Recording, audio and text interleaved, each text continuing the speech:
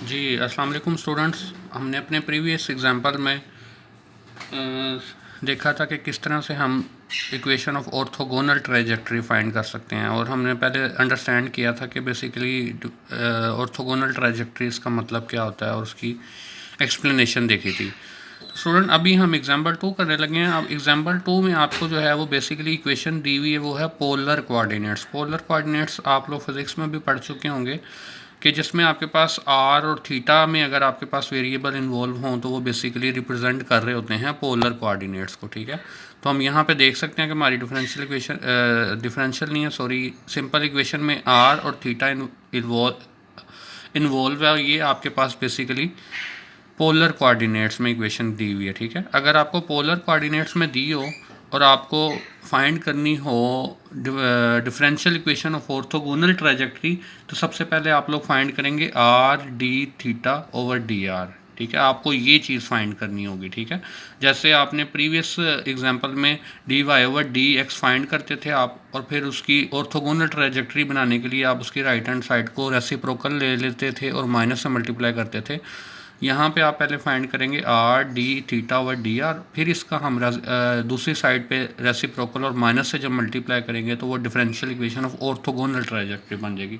तो स्टूडेंट इसको सॉल्व करते हैं तो आपको अंडरस्टैंड हो जाएगा साथ ही कि इसको किस तरह से हमने सॉल्व करना है। सबसे पहले चूँकि हमें D theta over d r चाहिए या D R over D theta लेके हम उसका रेसिप्रोकल ले सकते हैं। तो सबसे पहले आप सोल्यूशन करने के लिए आप क्या करेंगे, डिफ्रेंशिएट करें बोथ साइड पे विद रिस्पेक्ट टू, यहाँ डेरिवेटिव लेना बेसिकली बोथ साइड पे विद रिस्पेक्ट टू आप थीटा ले लें। ठीक है, तो यहाँ से आपके पास आ जाएगा D are over D theta is equal to, ये आपके पास आ जाएगा, ये ए अंदर मल्टीप्लाई हो जाएगा, ये वाली टर्म तो वैसे ज़ीरो हो जाएगी, यहाँ पे आपके पास आ जाएगा ए कोस थीटा, और विद रिस्पेक्ट टू थीटा जब लेंगे तो वो 1 हो जाएगा। ठीक है, तो ये आपने डी आर और डी थीटा फाइंड कर लिया। स्टूडेंट्स अगर आपको याद हो तो प्रीवियस एग्जांपल में मैंने आपको बताया था कि जब आप ये डेरिवेटिव वाली टर्म लें और इसमें अगर कोई कांस्टेंट इन्वॉल्व हो, जैसे कि यहाँ पे ए का कांस्टेंट है, इस कांस्टेंट को ख़त्म करने के लिए आपने सबसे पहले यहाँ से वैल्यूज़ कांस्टेंट की फाइंड करनी है और वो यहाँ पे सब्स्टिट्यूट कर देंगे। ठीक है, तो यहाँ पे जब मैं वैल्यू पुट करूँगा D R over D theta, तो ये आपके पास आ जाएगा। यहाँ से ए की वैल्यू चूँकि मुझे पता है ए किसके इक्वल है, ए है R over 1 plus sine theta equal है ए के, तो ये ए की वैल्यू यहाँ पे मैं पुट करने लगा हूँ। ठीक है, तो ये आ जाएगा 1 R over 1 plus sine theta, और साथ में ये आपके पास आ जाएगा कोस थीटा। ठीक है स्टूडेंट, अब ये बेसिकली यहाँ से आगे चलना शुरू कर देंगे। अब मुझे रिक्वायर्ड क्या है, मुझे रिक्वायर्ड है are d theta over d are. अगर मैं यहाँ से देखूँ तो मैं इस टर्म को इधर ले जाता हूँ, मल्टीप्लाई कर देता हूँ और डी आर को इधर डिवाइड कर देता हूँ, तो मेरी ये वाली फॉर्म बन सकती है। तो इस फॉर्म को बनाने के लिए बेसिकली मैं क्या करूँगा, ये वाली दोनों टर्म्स जो हैं वो इक्वालिटी के इस साइड पे शिफ्ट कर देते हैं, और ये वाली दोनों टर्म्स, ये जो टर्म है बेसिकली इसको इस तरफ शिफ्ट कर देते हैं। तो ये जब उधर जाके मल्टीप्लाई होगा, यहाँ पे ऊपर जाएगा, तो ये आपके पास आएगा are d theta over d are, ये इधर जाके मल्टीप्लाई हो जाएगा, ये इधर डिवाइड, और ये डिवीजन वाली जो टर्म है ये उधर जाके मल्टीप्लाई में आ जाएगी 1 प्लस साइन थीटा ओवर ये कोस थीटा नीचे डिवाइड में आ जाएगा। तो स्टूडेंट जस्ट मैंने इसको इस तरह से किया है कि ये हमारी फॉर्म बन चुकी है जो हमें रिक्वायर्ड फॉर्म थी। ठीक है, अब आपने क्या करना है, ये जो आपके पास फॉर्म आएगी ये होगी differential equation of given family. ठीक है, ये डिफरेंशियल इक्वेशन है, इस गिवन जो हमें क्वेश्चन दिया हुआ है ये इसकी डिफरेंशियल इक्वेशन आई है।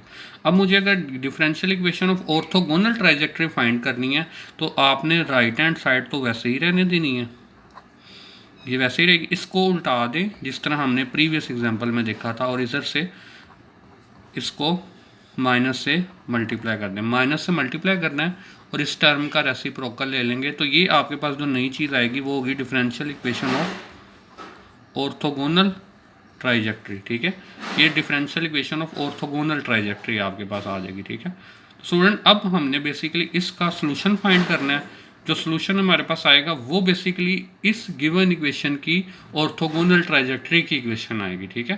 तो इसका सोल्यूशन हम देखते हैं कि हम किस तरह से फाइंड कर सकते हैं। इसका सोल्यूशन सिंपल ही है, ये चूँकि हमें नज़र आ रही है कि ये सेपरेबल डिफरेंशियल इक्वेशन है तो हम इसको सोल्व कर लेते हैं।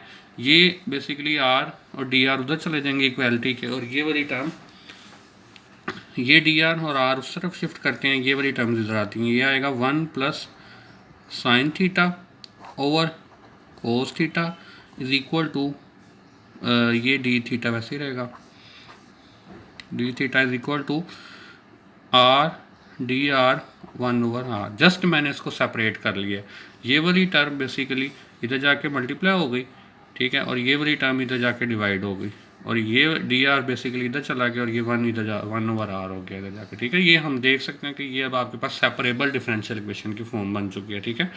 तो हमें सेपरेबल जब आ जाती है तो फिर जस्ट आपने दोनों साइड पे इंटीग्रेशन अप्लाई करनी होती है, 1 plus sine theta over cos theta D theta is equal to integration 1 over R D R, ठीक है।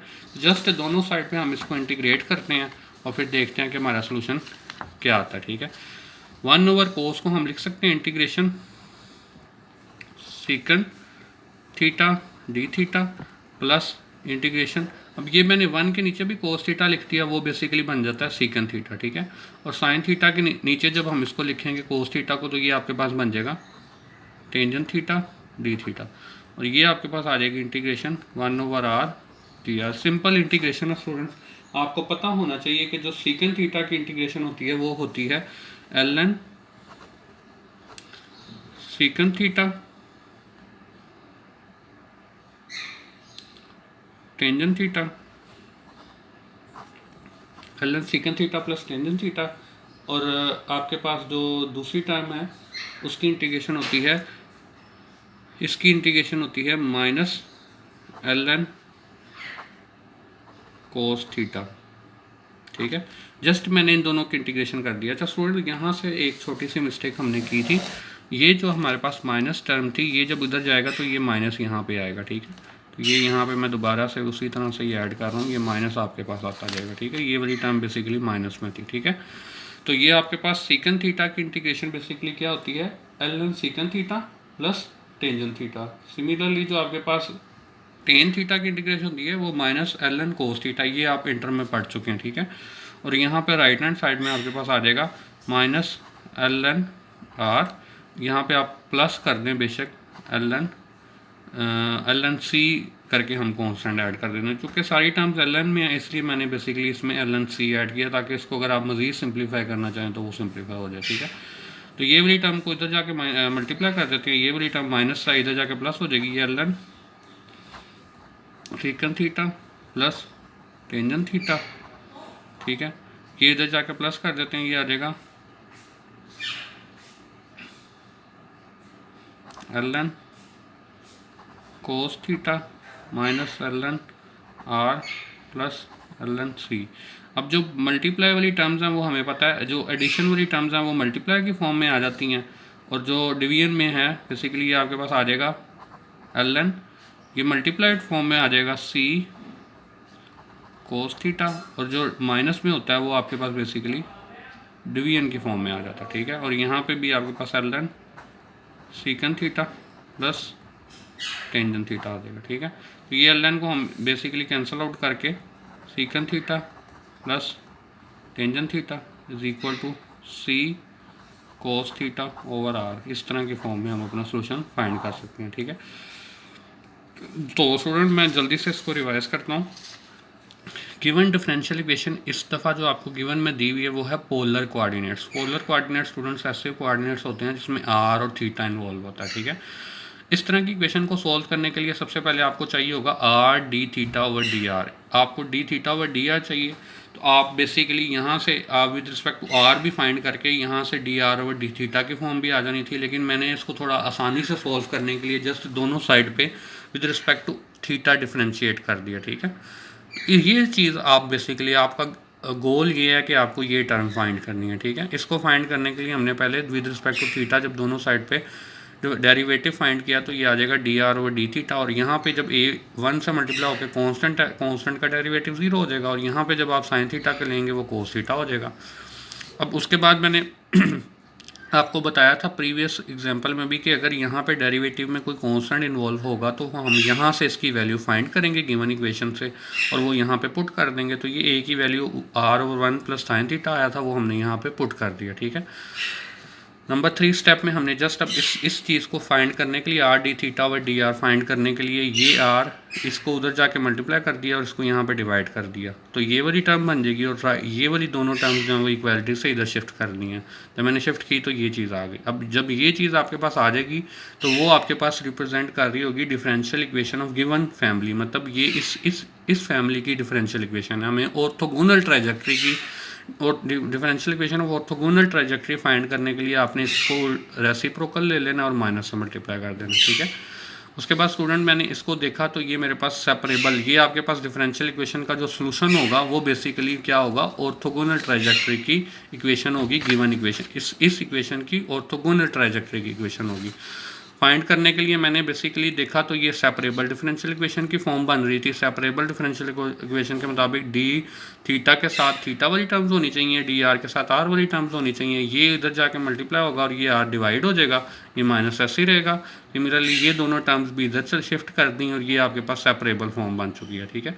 अब इसकी इंटीग्रेशन बस हमने करनी है, दोनों साइड पे इंटीग्रेशन अप्लाई कर दी है पहले स्टेप में।